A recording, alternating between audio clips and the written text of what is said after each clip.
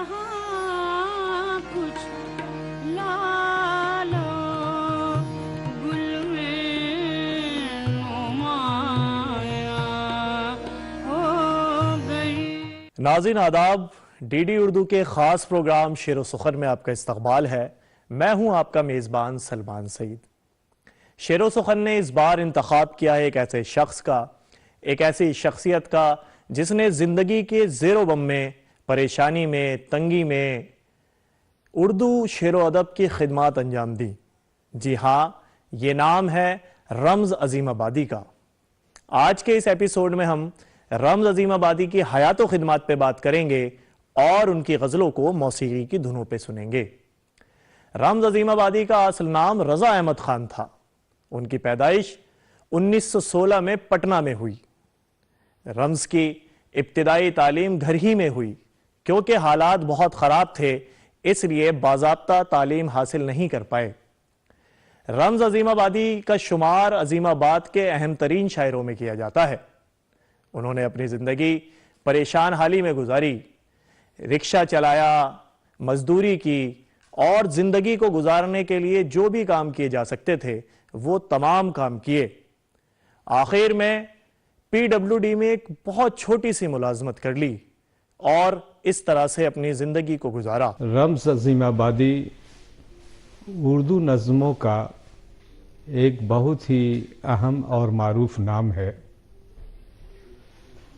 रम्ज़ का असल नाम रज़ा अली खां था और वो 1916 में पटना का एक पुराना इलाका है, पटना सिटी, सोनार टोली, जो आजकल माशूक अली खान लेन कहलाता है, उसमें 1916 में पैदा हुए। रम्ज़ अज़ीमाबादी को रमज़ानी भी लोग कहते थे, उनके मोहल्ले आसपास के लोग, गांव के लोग, कि रम्ज़ ने अपनी शायरी का आगाज़ रमज़ानी कलाम यानी रमज़ान के कसीदे से किया था। तो रम्ज़ साहब 1916 में पैदा हुए और उनके साथ एक सख्त मुश्किल घड़ी ये आई कि वो ऐसे खानवादे में पैदा हुए जहाँ पहले से गुर्बत अपना पर पसारे सो रही थी। रम्ज़ के वालिदैन बहुत ही गुर्बत और उसरत में ज़िंदगी गुजार रहे थे। रम्ज़ ज़रा सा बड़े हुए तो उनकी तालीम का मामला सामने आया, लेकिन उनके वालिदैन के पास इतने वसाइल नहीं थे कि उनको अच्छी तालीम दिलवा सके। रम्ज़ महज चौथी पास कर सके। आला तालीम जिसको कहते हैं, कॉलेज, यूनिवर्सिटी, रम्ज़ वहाँ नहीं गए। तो रम्ज़ के साथ ऐसा मामला हुआ कि वो अपने वालिदैन को सपोर्ट करने में रह गए ताकि घर के हालात दुरुस्त हो जाएं और इस तरह से तालीमी जो एक फॉर्मल एजुकेशन सिस्टम है उसमें नहीं जा सके। वो अपने तौर पे घर पे वो पढ़ने लगे। लेकिन मामला यहाँ तक ही नहीं था। रम्ज़ के अंदर जहाँ कुदरत ने रम्ज़ को कुछ चीज़ों से महरूम किया था, वहीं कुदरत ने रम्ज़ के अंदर एक बड़ा फनकार रखा था। रम्ज़ ने धीरे धीरे उनको शौक़ पैदा हुआ और उन्होंने ज़ाती मुतालिया, निजी मुतालिया करना शुरू किया और इस कदर पढ़ाई की, मुख्तलिफ उलूम, मुख्तलिफ फ़नून, यहाँ तक कि उर्दू, अंग्रेज़ी, हिंदी, इल्म नफसियात, माशियात, बिल्कुल जिसको कहते हैं कि आवारा मुतालिया, वो करते रहे। इसलिए कि उनको ये एहसास था कि मेरे अंदर कमी है और मुतालिया से वो कमी पूरी होगी। तमाम पुराने शोरा को पढ़ लिया।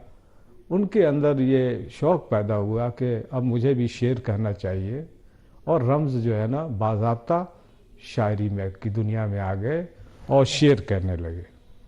बरसों में तेरे दर का सवाल ही रहा तो क्या, बरसों में तेरे दर का सवाल ही रहा तो क्या, कासा मेरी निगाहों का खाली रहा तो क्या।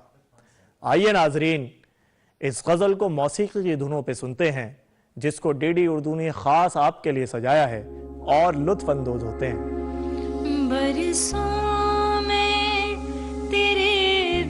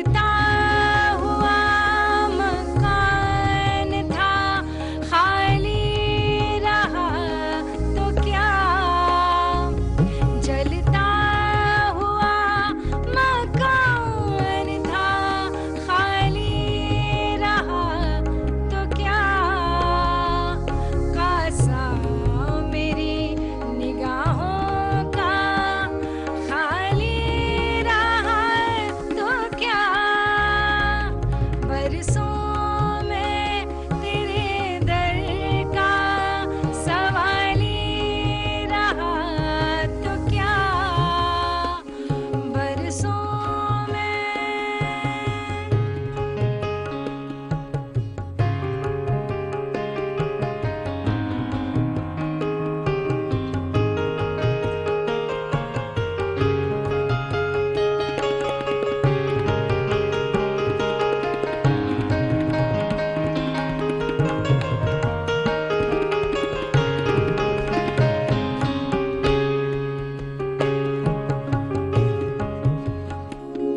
हसरत टपक रही है दरीचों की आँख से, हसरत टपक रही है दरीचों की आँख से। उजड़े हुए मकान का वाली रहा तो क्या, उजड़े हुए मकान का वाली रहा तो क्या, कासा मेरी निगाहों का खाली रहा तो क्या, बरसों में तेरे दर का सवाली रहा तो क्या, कासा मेरी निगाहों का खाली रहा तो क्या, बरसों में तेरे दर का सवाली रहा तो क्या, सवाली रहा तो क्या, सवाली रहा तो क्या। सुलगती रेत पे चलना पड़े खुदा न करे, सुलगती रेत पे चलना पड़े खुदा न करे, मेरी तरह तुझे किस्मत बरहा न पा न करे। नाजरीन, रम्ज अजीमाबादी की शायरी जिंदगी के तकलीफ दे तजर्बात और एहसासात का बयान है। वो अपनी शायरी में दुनिया में चारों तरफ फैले इस्तेसाल की बात करते हैं। वो दुख की, तकलीफ की और गरीबी की तस्वीर बनाते हैं और इसी तस्वीर से गम की मुख्तलिफ तस्वीर निकलती हैं। रम्ज की शायरी में रमजियत है, अफादियत है और इसी रमजियत और अफादियत को बड़े बड़े सुखनवरों ने और अदीबों ने माना है। यही नहीं, वो अपनी शायरी में मजदूरों के जख्मों को कुरेदते हुए नजर आते हैं और उनकी जिंदगी में जो परेशानियां हैं उनको बताते हुए नजर आते हैं। यही वजह है कि रम्ज अजीमाबादी को मजदूरों का शायर भी कहा जाता है। रम्ज अजीमाबादी ने शायरी शुरू की और ज़्यादातर वो नज़में कहने लगे, गज़लें कहने लगे, कसीदे, रुबाइयाँ कहने लगे। लेकिन उनका रंग, असल रंग खुलता है उनकी नज़मों में। उनकी नज़मों के मौज़ूआत बहुत ही मुतनव्वो थे। वो अमन पसंदी को चाहते थे। वो दुनिया में आलमी सतह पे, जो मुल्की सतह पे जंगो जदाल उसके खिलाफ थे, फ़िरका परस्ती के खिलाफ थे, हिंदू मुस्लिम भाईचारे को पसंद करते थे, अमन हो, शांति हो, इसके लिए अपने अशार में, अपनी नज़मों में वो अक्सर शेर कहते थे। उनके दो मजमुए आए, नगमे संग और शाखे जैतून। एक तीसरी किताब आई उनकी शख्सियत और उनके फ़न पे। रम्ज की शायरी पर जब हम नज़र डालते हैं, गैर नज़र डालते हैं, तो पता चलता है कि उनके यहाँ नज़में, गज़लें, क़तात, रुबाइयात, इन तमाम चीज़ों को पढ़ने के बाद एक अंदाज़ा लगता है कि रम्ज के यहाँ गज़ब की रवानी है और गज़ब की फितरी सलाहियत दिखाई देती है। रम्ज के यहाँ ज़ुबान बहुत ही सादा, बहुत ही सहल मिलती है। रम्ज जदीदियत का ज़माना देखा रम्ज ने, लेकिन रम्ज ने किसी तहरीक और इज़्म को कभी भी उसको नहीं अपनाया। रम्ज का एक अपना अंदाज था, अपना उसलूब था। उसी अंदाज और उसलूब में अपने निजी तजर्बात व मुशाहिदात को पेश नज़र रखते हुए रम्ज़ ने अशार कहे। गरचे रम्ज़ के जो असातिज़ा थे अजीमाबाद में, वो रवायती शायरी करते थे, लेकिन रम्ज़ ने किसी का रंग नहीं अपनाया। उन्होंने अपना एक अलग रंग निकाला और उसमें उन्होंने मजदूरों की बात की, उन्होंने मेहनत कशों की बात की, उन्होंने उन लोगों की बात की जो पिसे जाते हैं, जो समाज में जिनको कमतर समझा जाता है, उनकी हिमायत में पुरजोर अपनी शायरी के ज़रिए आवाज़ उठाई। उन्होंने CPI की मेंबरशिप कबूल की और उसके ज़रिए उन्होंने परवेज़ शाहिदी कलकत्ता में जब जिन दिनों थे वो उनके साथ मिल के काम किया और समाज के डाउन ट्रोडन जो लोग थे उनसे मिलना, अमली तौर पर मिलना, उनकी तकलीफ़ों को बांटना, ये रम्ज़ का कमाल था। रम्ज़ की शायरी की दूसरी सबसे बड़ी बात थी कि उनका एक मखसूस अंदाज़ और लबो लहजा था। उसी अंदाज़ और लबो लहजे में वो अशार कहते थे। गुर्बत में बेपनाह रहे अपने घर के बाद, गुर्बत में बेपनाह रहे अपने घर के बाद, हिजरत का जख्म भर न सका उम्र भर के बाद।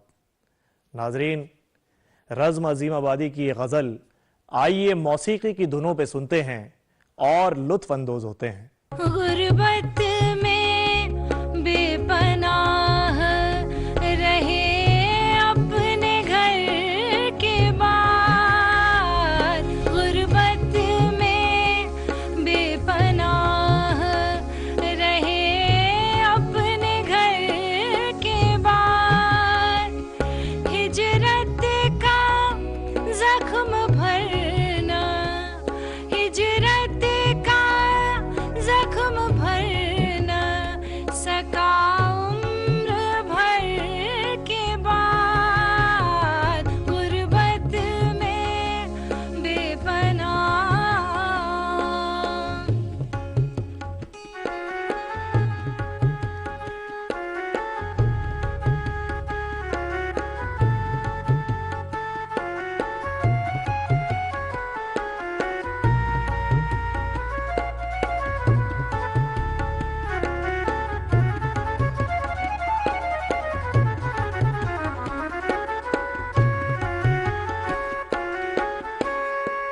फैज़ान नूर रम्ज़ है औरों के वास्ते,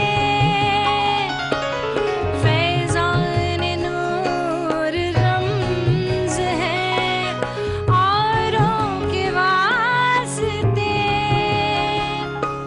फैज़ान नूर रम्ज़ है औरों के वास्ते, काला है अपना हाथ दुआए सहर के बाद, काला है अपना हाथ दुआए सहर के बाद, हिजरत का जख्म भरना, हिजरत का जख्म भरना सका उम्र भर के बाद, गुर्बत में बेपनाह रहे अपने घर के बाद, रहे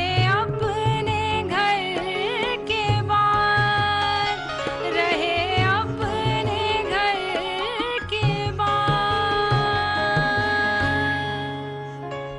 नाजरीन, नगमा-ए संग 1988 में और शाख जैतून 1998 में उनकी शायरी के 2 मजमूए शाये हुए। ना कि सिर्फ उनकी गज़लें बल्कि उनकी नज़में भी बहुत अहमियत रखती हैं। रज़्म अज़ीमाबादी खुशगो शायर थे और सादा ज़बान और शीरीनी कलाम उनका खासा था। यही वजह है कि वो सामाईन का जहन अपनी तरफ मबजूल कर लेते थे। रज़्म अज़ीमाबादी ने अज़ीमाबाद के कल्चर का खूब पास रखा और एक ऐसी ज़बान का इंतखाब किया जिसको लोग बड़ी आसानी से समझ सकें, बोल सकें, पढ़ सकें और लिख सकें। रम्ज़ के साथ ये मामला हुआ कि रम्ज़ चूँकि बहुत ही कमज़ोर घराने से ताल्लुक़ रखते थे और तालीमी एतबार से कमतर थे, इसलिए उस ज़माने के शुअरा जो थे, एलिट क्लास के जो शुअरा थे, रम्ज़ को पसंद नहीं करते थे, उनको अपनी महफिलों में शरीक नहीं करना चाहते थे। लेकिन एक वक्त ऐसा आया कि उनकी नज़मों की शोहरत हुई, पूरे हिंदुस्तान में उनकी गज़लों की शोहरत हुई। लोगों ने जाना कि रम्ज़ अज़ीमाबादी नाम का एक शायर है जो अपने अशार के ज़रिए पूरे हिंदुस्तान में अपनी शोहरत को मनवा रहा है। उसके बाद रम्ज़ की कद्र हुई और लोगों ने आइडेंटिफाई करना शुरू किया, वरना उससे पहले रम्ज़ को हकीर और कमतर जाना जाता था। रम्ज़ अज़ीमाबादी की 2 किताबें मंजर आम पर आईं। पहली किताब नग़्मे संग, जिसमें नज़में हैं और गज़लें हैं। दूसरी किताब भी शाख़े ज़ैतून है, इसमें भी नज़में और गज़लें दोनों हैं। तो ये 2 किताबें रम्ज़ की मिलती हैं और एक किताब जो है ना रम्ज़ पर जो है ना, एक किताब जो मिलती है उनकी शख्सियत और शायरी पर एक किताब, वो संग जो लिपटा हुआ गुबार में था। ये किताब तरतीब दी रम्ज़ के शागिर्दों ने, जिसमें रम्ज़ की हयात के मुख्तलिफ गोशों को इसमें शामिल किया गया है और उनकी शायराना क़द्र व कीमत क्या थी इस किताब में मौजूद है। और तीसरी किताब एक मोनोग्राफ की शक्ल में रम्ज़ अज़ीमाबादी, ये खाकसार ने ये किताब महकमा राजभाषा उर्दू डायरेक्टरेट हुकूमत बिहार की तरफ से ये मोनोग्राफ शाया हुआ। तो ये महज इतने काम हुए हैं रम्ज़ पे। ज़रूरत इस बात की है कि रम्ज़ जैसे एक बहुत ही उम्दा और बहुत ही बेहतरीन शायर की कद्र हो और नए सिरे से रम्ज़ की तफ़हीम की राह हमवार हो। मैं समझता हूँ कि रज़ा अली ख़ान रम्ज़ अज़ीमाबादी न सिर्फ बिहार बल्कि हिंदुस्तान के शेरी मंजरनामे पर नज़मों के हवाले से एक बहुत ही अहम, तवाना और ताबनाक नाम है और इस शायर की पजीराई बाद अज़ मर्ग ही सही ज़रूर और बिल ज़रूर होनी चाहिए। ऐब जो मुझ में है हुनर तेरा है, ऐब जो मुझ में है हुनर तेरा है, मैं मुसाफिर हूँ मगर ज़्यादा सफ़र तेरा है। आइए नाजरीन, इस फलसफियाना गज़ल को मौसीकी की धुनों पे सुनते हैं।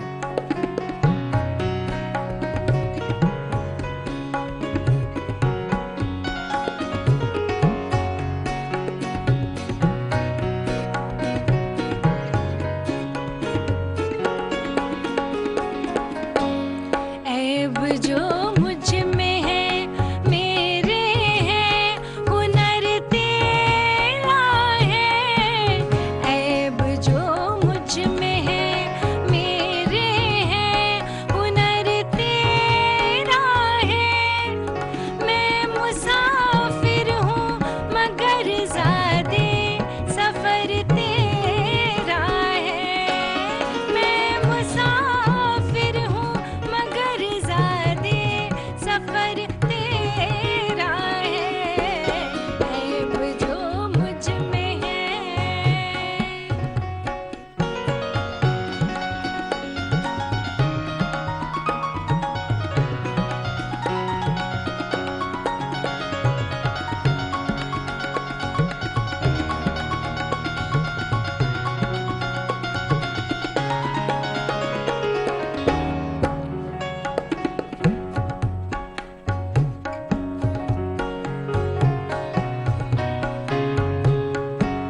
तूने रोशन किए हर ताक पे फुरकत के चराग, तूने रोशन किए हर ताक पे फुरकत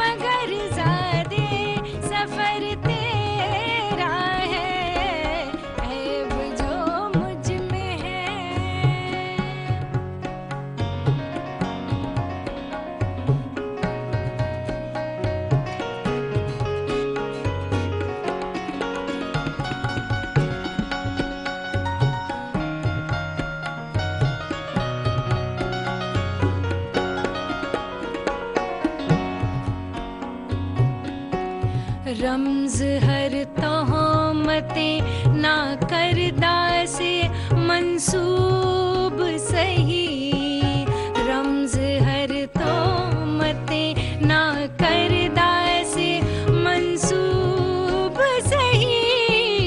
ये मगर सोच ले उसमें भी ज़रर तेरा है, ये मगर सोच ले उसमें भी ज़रर तेरा है।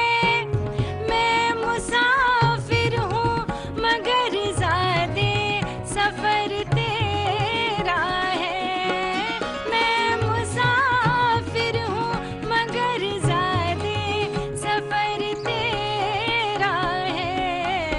ऐब जो मुझ में है मेरे हैं, हुनर तेरा है, हुनर तेरा है, हुनर तेरा है।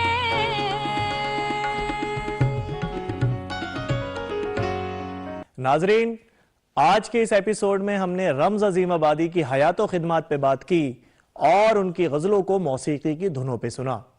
मुझे उम्मीद है आपको ये एपिसोड बेहद पसंद आया होगा। अपनी कीमती राय से नवाजते रहें और अपने मेजबान सलमान सईद को इजाजत दें। खुदा हाफिज।